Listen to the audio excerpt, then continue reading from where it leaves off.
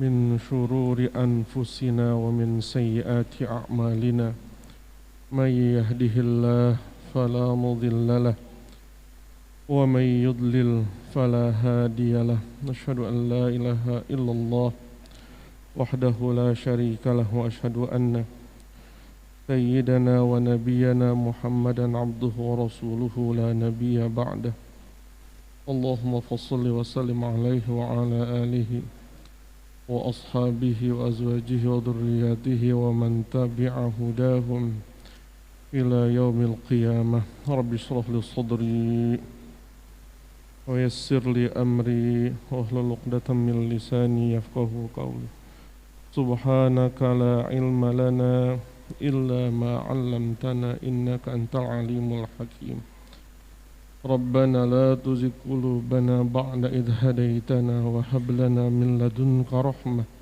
إنك أنت الوهاب ربنا لا تؤاخذنا إن نسينا أو أخطأنا ربنا ولا تحمل علينا إصرا كما حملته على الذين من قبلنا ربنا ولا تحملنا ما لا طاقة لنا به واعف عنا واغفر لنا وارحمنا ربنا افتح بيننا وبين قومنا بالحق وأنت خير الفاتحين الفاتحة أعوذ بالله من الشيطان إياك نعبد ونستعين صراط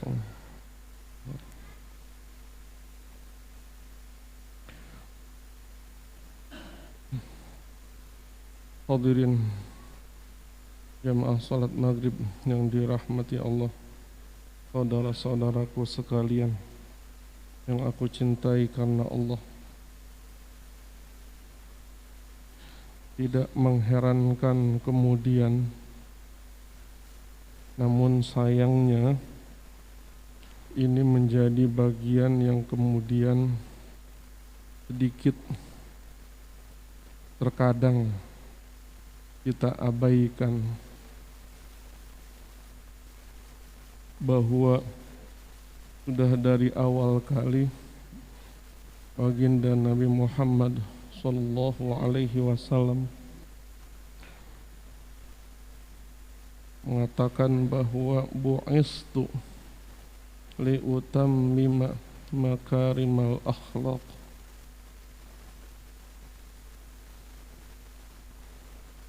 Ada hal yang kemudian mulai kita periksa sedikit demi sedikit. Mungkin bagi sebagian orang dianggap sedikit berlebihan. Buat mereka yang sibuk mencari dalil, kadang pembicaraan ini nyaris ditolak. Tapi ulama sudah dari jauh-jauh hari mengingatkan, terutama dalam urusan sholat, ada akhlak yang harus dijaga. Jika dianggap Nabi tidak pernah sampai pada titik itu dan merasa cukup dengan sekedar mengatakan shollu kama ra'aitumuni usolli, cukup dimengerti bahwa pada masa itu memang masa-masa awal Nabi mengajarkan orang sholat, jadi tidak terlalu cerewet seperti halnya apa yang kemudian sedikit diteliti oleh para ulama. Syekh Utsaimin contohnya, Allah yarham, pernah mengkritik orang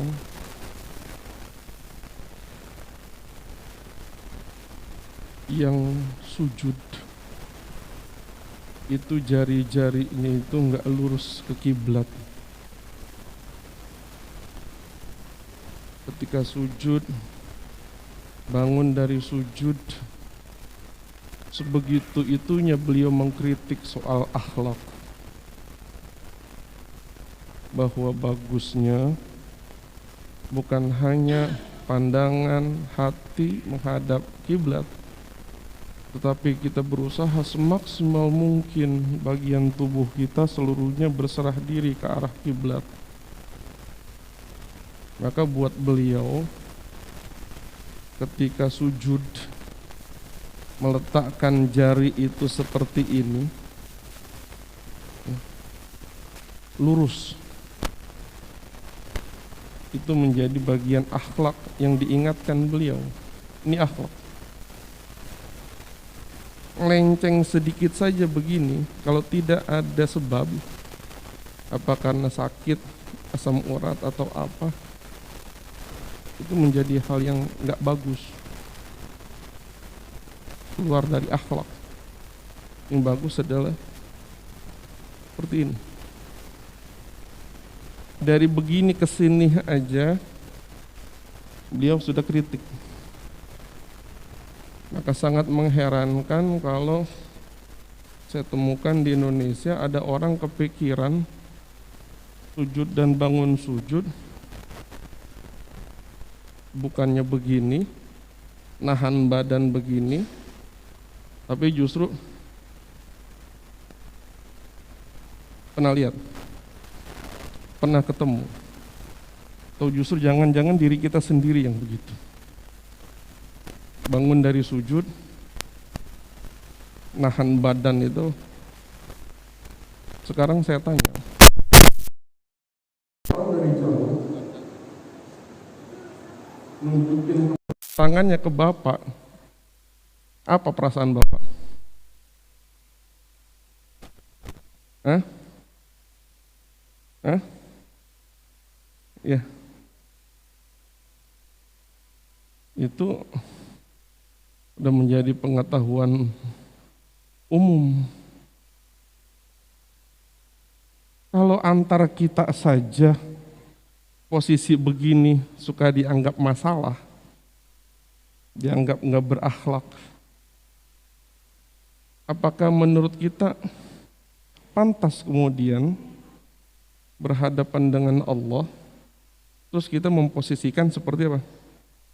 Saya nggak pernah ngerti itu apa karena memang biasa ke gym gitu, ya, terbiasa ngasah otot gitu atau gimana?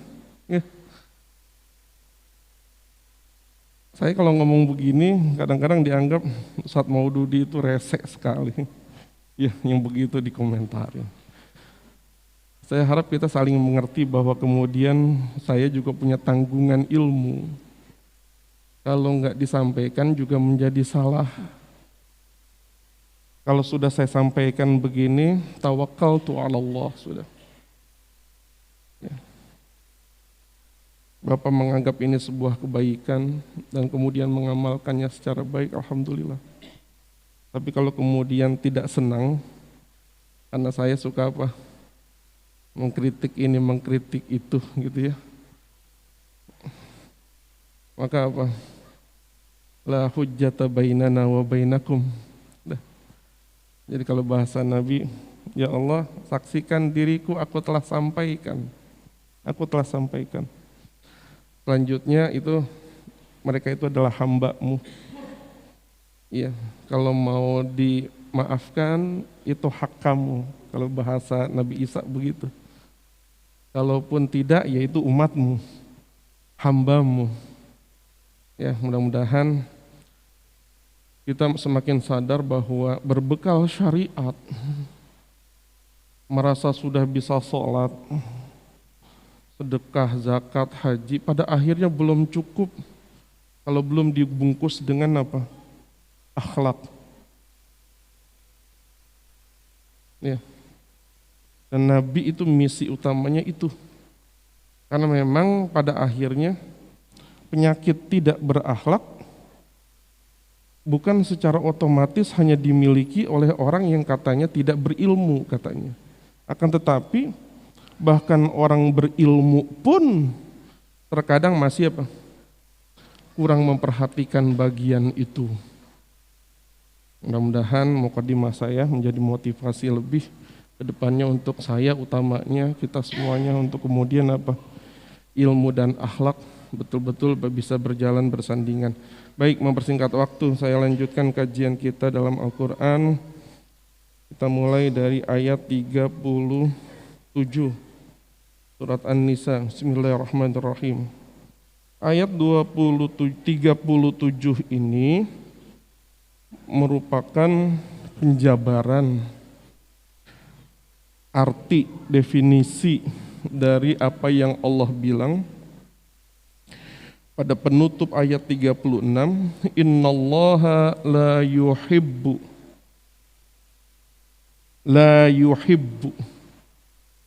Jangan dibacanya la yuhibbu. Saya kadang-kadang suka gregetan gitu. Karena fatal. Panjang dipendekin, pendek dipanjangin, terutama pada bagian la, fatal akibatnya. Jadi saya selalu mengingatkan itu. Innallaha la yuhibbu. Allah enggak senang, enggak suka, enggak cinta. Beda kalau dibacanya innallaha la yuhibbu. Maka itu kebalikannya. Allah sangat suka, pasti suka. Nah ini yang saya bilang fatal. Ayatnya bilang innallaha la yuhibbu man kana mukhtalan fakhura. Allah itu enggak suka sama orang yang mukhtal fakhur. Sombong, banyak gaya. Tapi kalau dibacanya pendek, innallaha la yuhibbu man kana mukhtalan fakhura. Allah itu sangat suka, jadi kebalikannya, sangat suka sama orang yang sombong, sama banyak gaya gitu. Nah, ini fitnahan tidak benar terhadap Allah. Maka alih-alih membaca Al-Quran mendapatkan pahala, justru kita mendapatkan murka. Ya, makanya penting. Kalau kata Ibnu Abbas diingetin, yuk kulla harfin haqqah. Seyogianya setiap huruf secara makhraj, harokat dan ukuran bacaannya diberikan sesuai dengan haknya. Kalau haknya tidak dipenuhi, siapapun yang punya hak tidak dipenuhi, istri punya hak kita tidak penuhi, maka menjadi salah kita, berdosa kita. Begitu juga huruf, harkat, Al-Quran punya hak dan kita wajib memenuhinya. Jika tidak dipenuhi, berdosa kita. Makanya baca hadis-hadis, ingetin anak-anak kita ini yang pada rajin ngapal Quran itu, ingetin hadis-hadis tentang baca Al-Quran. Nanti ada orang bangun dari kuburnya, leher ke bawah dagingnya ada, tapi leher ke atas enggak ada dagingnya. Ditanya kepada Rasul, kenapa Rasul? Itu karena orang baca Al-Quran bagus sih, ya ini masih mending, masih bagus nih.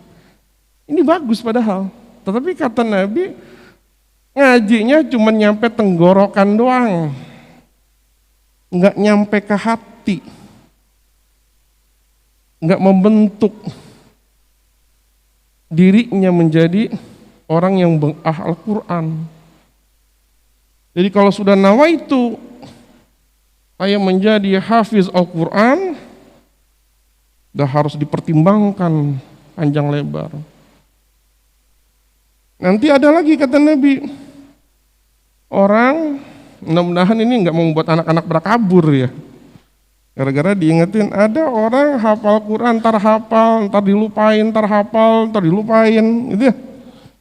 Hadir di hari kiamat, hafiz seperti ini, datang badannya keputus-putus, potong-potong.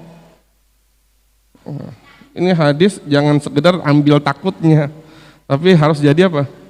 Motivasi. Sekali bismillah ngapal Quran, bismillah sudah. Ya, jangan apa? Jangan malah dihabiskan. Jangan malah nggak ada aturan. Bismillah. Saya berharap anak-anak kita niatnya kenceng, niatnya tulus, niatnya lurus, bismillah. Karena apa? Kenapa peraturannya ketat? Karena siapapun yang bergaul dengan Al-Quran berarti min ahlillah, itu keluarga Allah sudah. Istimewa sekali. Yang istimewa jangankan urusan akhirat, dunia pun kalau udah ngomongin istimewa aturannya banyak. Jadi jangan terlalu kaget kalau ternyata kok aturannya sekuat itu. Jadi kata Allah, muhtal fakhur itu yang pertama yabkhulun. Orang muhtal itu orang pelit. Udah sombong banyak gaya. Udah sombong nampakin gayanya. Ya. Jadi kalau Bapak punya keinginan menjadi orang terhormat, baik dengan titel mentereng, dasi senilai 70 juta, gitu ya, pernah ngerasain pakai dasi 70 juta? Ada nggak? Ada. Saya waktu lagi nganter anak-anak itu di mall mana tuh? Mall of Indonesia tuh apa tuh? Itu bandrolnya itu luar biasa itu. Ya. Boleh jadi orang terhormat, pakaian mentereng, kendaraan mentereng, sehingga orang angkat topi semuanya. Tapi itu akan ambruk ketika nggak dibarengi dengan sikap dermawan. Kita naik motor, ada anak kecrek, ya, kita diem aja, itu nilai diemnya beda sama orang yang duduk di jok mobil, diem aja. Coba Bapak tegesin. Saya suka iseng gitu. Kalau di jalan kereta saya tegesin. Dengan bocah kecrek menuju yang di motor. Yang di motor diem aja. Oh segitu nilainya. Tapi ketika yang duduk di jok mobil dia kecrek-kecrek di kaca diem aja, sama nilainya sama yang di motor. Beda itu. Saya yang ngeliatin aja ngerasa beda, apalagi yang bocah yang ngecrek-ngecrek itu. Tentu rasanya jauh lebih beda. Makanya Allah bilang muhtal fakhur. Kamu itu kelihatan sombongnya. Sayangnya di saat bersamaan kamu sedang menampakkan gaya kamu. Fakhur, busung dada, menampakkan diri itu. Saya ini pejabat, saya ini orang kaya, saya ini bla bla bla bla, semua dengan kementrengannya, ya, mentereng betul tuh orang lihat. Tapi ketika dia acuh dengan urusan tadi, ya, karena biasanya ya, kalau orang-orang yang di lampu merah lebih ngejar mobil daripada apa? Nah, contohnya kayak di lampu merah itu tuh, depan Kompas ya. Ya. Itu yang dideketin yang motor mau lewat apa mobil mau lewat? Mobil. Ya. Mobil yang lewat. Makanya kalau sudah siap bawa mobil kemana-mana, siapin sudah dana khusus. Buat yang begitu-begitu, buat yang infak, buat yang apa, buat yang apa. Karena kita khawatir tadi itu. Dan yang paling berbahaya, kesombongannya semakin nyata, ketika ditodong begitu, jawabannya apa? Maaf Bu, nggak ada uang receh. Maknanya apa? Yang Bapak punya, kalau nggak receh apa namanya? Itu nggak berasa itu. Kalimatnya dianggap apa? Dianggap enteng. Tapi itu sebetulnya kalimat yang setiap sendi susunannya itu kesombongan yang nyata itu. Kalau memang kita merasa nggak punya receh, ya tunjuk aja keluar kasih. Ya, naik Gojek, gitu ya. Kan biasa pesannya itu, siapkan uang apa? Siapkan uang pas. Buat mereka-mereka yang memang sudah pribadinya dermawan, santai saja. Ya ada baliannya syukur, nggak ada baliannya udah. Ya, pas nyampe berapa Pak? 19.000 Pak. 19.000. Kasih apa? 50.000. Karena memang nggak ada receh, ada 50.000. Pak, nggak ada uang pas, nggak ada recehan. Maka yang arif adalah kemudian, dah, nggak usah dipikirin Pak. Ambil saja sisanya. Doanya panjang nggak kira-kira? Kita butuh yang itu. Kita butuh yang itu. Kalau kita belum mampu memberikan cuma-cuma dan masih mikir panjang, kalau orang kagak ngapa-ngapain tiba-tiba ngulurin tangan, maka manfaatkan kesempatan tadi. Orang sudah melakukan kebaikan buat kita, walaupun sekedar apa? Nahan mobil dari sebelah sana supaya kendaraan kita apa? Belok, ya berarti ada kerjaan dia. Harusnya itu menjadi momentum yang paling membuat kita ringan memberi sesuatu.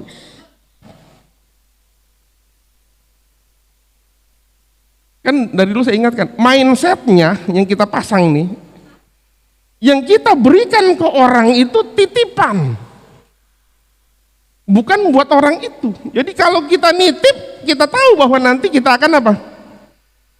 Sama, Bapak kenapa ke bank nggak pernah ngasih duit sedikit? Karena merasa apa? Tahu bahwa yang kita taruh besok kita apa? Ambil. Semakin banyak kita taruh, maka nanti di hari tua semakin banyak juga yang kita apa? Makanya Bapak datang ke bank malah berusaha dari rumah sebanyak-banyaknya Bapak hantar ke bank. Harusnya mindset itu juga yang dipakai di jalanan. Ketika kita memberi ke orang, kita jangan melihat tuh orangnya bentuknya kayak apa. Setan panjang. Ada istilah jangan ngasih ikan, kasih pancing. Ya, ada istilah apa lagi? Jangan manjain. Ada istilah Pak. Saya yakin setiap orang tuh selalu punya keinginan, punya pekerjaan yang lebih baik. Tapi beruntung bukan kita yang ngatur. Terakhir saya naik ojek itu lulusan sarjana hukum. Ngomongin hukum, saya tanya, Bapak maaf, lulusan apa dulunya? Saya lulusan hukum, cuma karena saya kurang beruntung aja Pak, saya jadi gojek. Kalau mereka boleh memilih, mereka juga nggak mau jadi polisi cepek sebetulnya. Tapi kita cukup melihat kebaikan mereka bahwa mereka masih mau berusaha mencari yang halal. Lebih baik minta daripada nyongkel pintu orang. Gitu. Jadi kita melihat sisi positifnya, sehingga apa yang kita berikan selain dari penghargaan, kita berpikir bahwa ini besok kita cairkan di akhirat. Ada bahasa ketika kita kasih, dalam arti apa? Mas saya nitip, besok saya, kapan lagi coba? Kalau mindsetnya nitip, insya Allah Pak, nggak mikir. Yang kedua selalu berusaha memberikan apa? Yang terbaik. Apalagi ternyata selain daripada sholat, amalan yang paling dicintai Allah adalah aqimus shalah wa atuz zakah. Di sini udah diamalin, alhamdulillah. Habis sholat, kotak jalan, gitu ya. Zakat itu umum di situ, meliputi sedekah, infak, zakat. Jadi jangan gara-gara kalimatnya zakat, maka yang dimaksud adalah zakat doang. Jadi kalau udah disebut atasnya, maka yang bawah meliputi. Itu ada rumus bahasa Arab, kita nggak belajar bagian itu. Allah sebut zakat karena zakat yang paling di atas, di bawah-bawahnya itu maka ngikut. Jadi kalau kita sholat, tapi kita masih jadi orang pelit di jalanan, sholatnya harus apa? Dilurusin lagi sudah. Dan di sini Allah bilang, Allah nggak demen orang pelit. Jadi mengapa hari ini kita merasa sholat lagi dicintai banget sama Allah, sementara bagian itu masih susah kita lakukan. Jadi orang kalau tidak pelit, rajin bersedekah, saya bukannya Ustadz Yusuf Mansur ya, jadi saya tetap mengingatkan dua hal. Ada saatnya dibalas berkali-kali lipat, ya. Tapi ada saatnya Allah cukupkan, sekedar Allah jamin kamu nggak akan kesusahan. Walaupun kalau cek saldo selalu apa? Selalu kurang. Tapi alhamdulillah, acap kali ada kebutuhan, sampai aja. Paling minim, Bapak dibikin menjadi orang yang tidak susah ngutang sama orang lain. Itu nikmat nggak saya tanya? Berapa banyak orang ngutang aja apa? Susah. Jadi kalau hidup ngutang susah, ribet udah. Tapi kalau kita ngutang, alhamdulillah. Bahkan saking sayangnya Allah, Bapak nggak perlu sebut ngutang. Ya, sekedar baru cerita aja. Ya Allah, Pok, bocah besok udah bayaran kuliah lagi, ya Allah. Baru cerita gitu doang nih. Tiba-tiba apa? Mau butuh berapa? Pakai lah duitnya. Ya, kita bilang, saya minjem ini apa ya? Minjem nih. Dah pakai aja. Ya, ketemu yang begitu luar biasa, Allah punya urusan. Jadi manfaat dari orang rajin sedekah selain dapat balasan berkali-kali lipat, tapi dicukupkan sama Allah dua. Jadi jangan selalu mindsetnya apa? Kalau pengen kaya sedekah, sedekah jadi kaya, sedekah jadi kaya. Kalau pengen punya warteg 1, warteg 2, warteg 3, rajinin apa? Saya nggak selalu itu. Bisa dibikin begitu. Tapi ada masa sekedar cukup. Tapi itu juga udah luar biasa. Ya, asal ada apa-apa, perlu apa-apa, gampang urusannya. Asal perlu apa-apa, gampang urusannya. Nah, nikmat yang luar biasa. Wa yaktumuna ma atahumullahu min fadlih, dan suka nyembunyiin anugerah-anugerah Allah. Ada bahasa lagi, ya apa? Pagi belum gajian ini. Ya, apa gitu bahasanya. Kan orang menghindari itu macam-macam bahasanya. Tapi Allah minta jangan terkesan menyembunyikan. Ada sih Bang, saya uang, ya. Tapi apa? Lagi disiapin buat bocah bayaran akhir bulan. Jelas. Ya. Daripada kita ngomong apa? Itu saya aja lagi. Wah, apa dikata? Jangan terkesan yaktumuna ma atahumullahu min fadli. Maka Nabi selalu ingatkan, innallaha yuhibbu ayyura athara ni'matihi ala abdihi. Allah paling senang, kata Nabi, ketika dia memberikan rizki kepada hambanya, kemudian bisa diberikan lagi kepada apa? Ada asarnya, ada manfaatnya buat banyak orang. Allah paling senang, kata. Makanya ketika Bapak dipilih jadi orang kaya, itu sebuah kesempatan yang luar biasa yang Allah berikan. Pintu untuk dicintai oleh Allah itu mudah. Rezeki Allah yang ngasih. Bapak antar ke orang lain, dapat penghargaan luar biasa. Mana ada di hidup di dunia seperti itu? Kalau Allah luar biasa. Orang dicintai, tapi yang modalin siapa? Allah yang modal. Nih kasih rezeki, lu kasih ke orang, gue cintai lo. Tuh Allah hebatnya. Kalau kita mana ada begitu? Ya.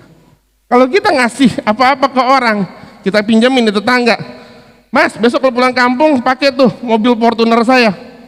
Nyampe di kampung dia ngagul-ngagul itu mobilnya, Bapak dengar, ngamuk nggak Bapak?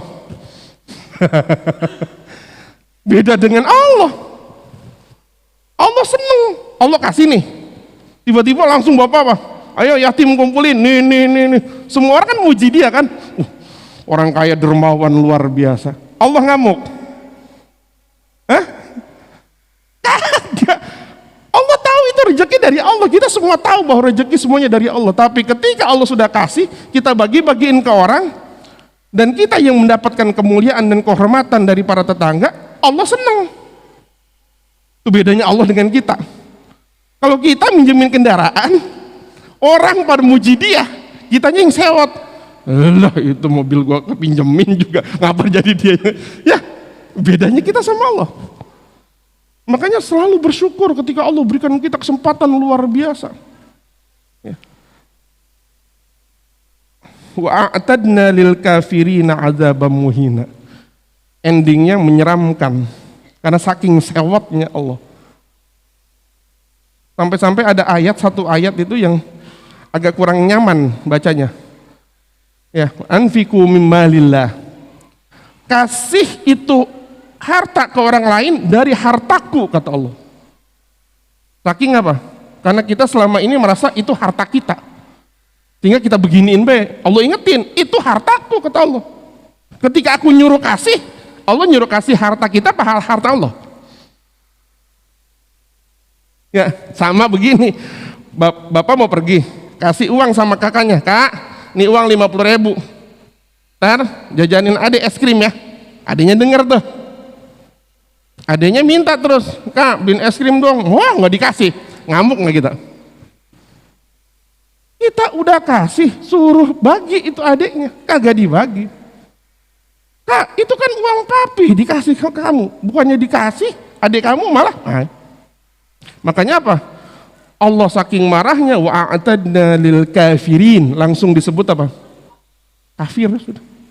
Padahal masih sholat, jungkang-jungking, tapi masih disebut apa? Kafir. Pertama dikasih label kafir, kedua dikasih azaban. Kalau udah azab berarti sesuatu yang menyakitkan. Nggak cukup, muhinan. 3 hal yang luar biasa, menggambarkan Allah marahnya sama orang yang diberikan harta, tapi kemudian muhtalan fakhur. Dia banyak gaya, tetapi apa? Nggak dibarengi dengan sikap dermawan. Padahal ketika bapak di jalanan mentereng, kemudian sama orang, ya coba dari sini. Bapak lewatin ada kecrek masjid, bapak lewatin ada polisi cepek, bapak gitu banyak ya. Saking bapak terbiasa begitu, orang nandain mobil bapak, no pajin. Jadi dari jauh aja tuh orang udah senang gitu. Kekenalan udah, mobilnya udah kekenalan sudah, orang udah senang. Luar biasa sudah. Mentereng yang begitu harusnya, bukan malah apa mentereng. Tetapi apa? Nutup kaca mulu. Nauzubillah. Ya, jadi apapun akan menjadi anugerah, apapun bisa menjadi musibah. Kekayaan jadi jalan menuju surga bisa, jadi jalan menuju neraka bisa. Kesusahan, kemiskinan kalau dia sabar bisa masuk surga. Sebaliknya kalau dia nggak sabar sama-sama juga masuk apa? Semuanya pintu kedua arah. Kaya surga neraka, miskin surga neraka. Bagaimana kita? Kebetulan ayat ini lagi bahas apa? Yang muhtal, yang fakhur. Ya, orang-orang punya apa? Punya level tertentu. Jadi hati-hati, lil kafirina adzabam muhina. Nyambung dengan ayat la in syakartum la azidannakum wa la in kafartum inna adzabi lasyadid. Nyambung sama itu. Jadi kalau kamu bersyukur punya harta, salah satu syukurnya adalah berbagi. Ya. Aku tambah nikmatnya. Tapi kalau pelit, wala in kafartum, kafar. Kalau kamu kufur, nah ayat ini bilang a'tadna lil kafirin. Kamu pelit, kamu kafir. Adzabam muhina. Nah yang kedua, supaya ngumpet pendefinisiannya biar saya nggak keutangan minggu depan. Yang kedua, ada nggak pelit ini orang mentereng, tetapi sekalinya ngasih apa? Ria'an nas, pamer. Sekalinya ngasih salah lagi. Ya, titip aja, kasih anterin satu. Jangan sengaja ngumpulin orang apa di lapangan, dibagiin apa, nyohor baju itu tuh kalau lebaran itu. Ya akhirnya orang pada dempet-dempetan, nyiapin amplop 1.000, yang datang 2.000. 1.000 doain, 1.000 lagi nyumpahin, jadinya apa? Ya, jangankan 1.000 doain, 1.000 nyumpahin. Lawang ini air penuh, kejatuhan tai cecak sedikit aja bapak buang, gitu kan? Lah ini 1.000 doain, 1.000 nyumpahin, jadi apa? Kalau impas nyangsrang di tengah-tengah, ya ada tembok Arab tuh tengah-tengah tuh.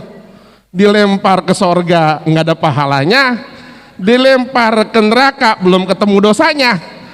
Akhirnya kalau ngelihat sorga ngeces, ngiler, ngeliat saudaranya pada bahagia di sorga, Kalau dia ngelihat ke neraka, nangis takut kepleset ke situ. Tiap hari hidup begitu enak? Nggak enak, digantung itu nggak enak Pak. Coba tanya anak muda dah. Kalau digantung enak nggak kira-kira? Nggak enak. Ya, mendingan jelas status surga-surga, neraka-neraka daripada ditaruh apa? Di tengah nengok ke sono. Ya, ngiler ngeliat orang pada seneng-seneng di surga, ngeliat ke sono neraka takut. Sampai kapan? Sampai Allah menurunkan rahmahnya. Allahu a'lam. Makanya jangan sampai seri kayak tadi tuh. Ya, 1000 doain, 1000 apa? Nyumpahin, jangan sampai. Ya, alhamdulillah. Ya, ria'an nas wala yu'minuna billahi wala bil yaumil akhir. Wow, di situ wow keterangan. Jadi orang kalau sudah ria, yang copot imannya sudah. Kalau dia beriman yakin sama Allah, dia tidak akan ngarep pujian, kehormatan, balasan dari manusia atau dari apapun, dia akan nggak ngarep. Yang dia harapkan hanya apa? Balasan dari Allah. Jadi orang riya kata Allah, la yu'minuna billah. Pertama, dia nggak beriman kepada Allah. Yang kedua, dia nggak beriman kepada akhirat. Karena dia menganggap pujian manusia lebih indah daripada balasan sorga. Makanya besok kalau hari kiamat orang-orang begini itu malah diusir sama Allah. Soalnya kamu kan ngarepnya dipuji sama apa? Manusia, ya udah ngapain ngarepin sorga, nggak ada balasan. Itu termasuk yang membatalkan pahala sodakoh. Wala tubtilu sodakotikum bil manni wal ada. Jangan batalin sedekah. Yang namanya batal tahu sendiri Pak ya? Bapak sholat, ya buang angin, batal. Terusin apa bubar? Terusin apa bubar? Sama, sedekah batal, bubar berarti gara-gara bil manni wal adza, suka pamer. Makanya Bapak kalau lagi acara-acara jangan suka update status. Itu pamer diem-diem tuh. Ya, status sedang acara santunan yatim di rumah. Status. Maksudnya apa katanya? Hati-hati kata Nabi. Ria itu semut hitam, jalan di kain hitam, digelap gulita. Kelihatan nggak? Enggak. Barusan aja saya lagi di WA. Tat, di mana ini? Di mana coba? Kalau saya bilang lagi ngisi taklim, saya pikirin kesannya apa? Kesannya apa? Lagi siap-siap sholat isya. Itu aja masih salah, saya merasa salah. Nyombong amat sholat isya makin bilang-bilangan gitu bahasanya. Emang saking tipisnya. Mendingan langsung tanya, emang kenapa nanya saya di mana? Ah ini katanya Pak, besok gimana ini? Ya udah besok ketemu besok aja, ngeles jadinya. Saking tipisnya ria. Dan kita harus waspadalah. Sayangnya saya lihat kita masih main aman dengan status. Hati-hati. Ya, status. Lagi di Bandara Soekarno-Hatta. Maksudnya apa? Pengen ditanya mau kemana gitu? Waduh ada yang mau naik pesawat ini. Ya, hati-hati zaman sekarang itu hidup. Ya. Wa may yakuni syaitanu lahu qarinan fasa'a qarina. Orang berpikiran ria berarti kemasukan setan. Kalau punya teman setan berarti dia punya teman yang paling buruk. Berarti ini ayat ini juga menasihati kalau pilih teman yang baik, jangan teman yang kemasukan apa? Setan. Karena kalau teman kemasukan setan maka dampaknya juga apa? Nggak bagus. Mohon maaf kalau saya terkesan agak tergesa-gesa karena memang waktu dari maghrib ke isya itu ya, sementara anjar Al-Quran kadang-kadang berkaitan harus tuntas. Jadi kalau nggak tuntas itu kepikiran jadinya. Jadi agak mepet.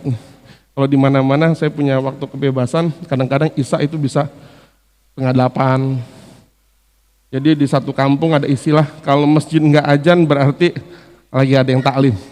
Tapi kalau di sini belum terbiasa seperti itu. Ya udah kalau gitu saya cukupkan karena sebentar lagi sudah mau jatuh isya. Jadi berharap mudah-mudahan alhamdulillah ya perumahan jadi telaga dah. Perumahan Tridaya 4 ini banyak orang-orang sukses. Mudah-mudahan itu semua menjadi jalan bagi bapak-bapak semuanya menuju ridho dan surganya Allah. Bukan menjadi ujian dan musibah. Itu saja dari saya. Mohon maaf jika ada kekeliruan, mohon maaf jika ada kehilapan. Mudah-mudahan apa yang kita pelajari bisa menjadi bimbingan terbaik untuk hari-hari kita selanjutnya. Dari saya cukup sekian. Hadanallah. Sadaqallah. Assalamualaikum warahmatullahi wabarakatuh.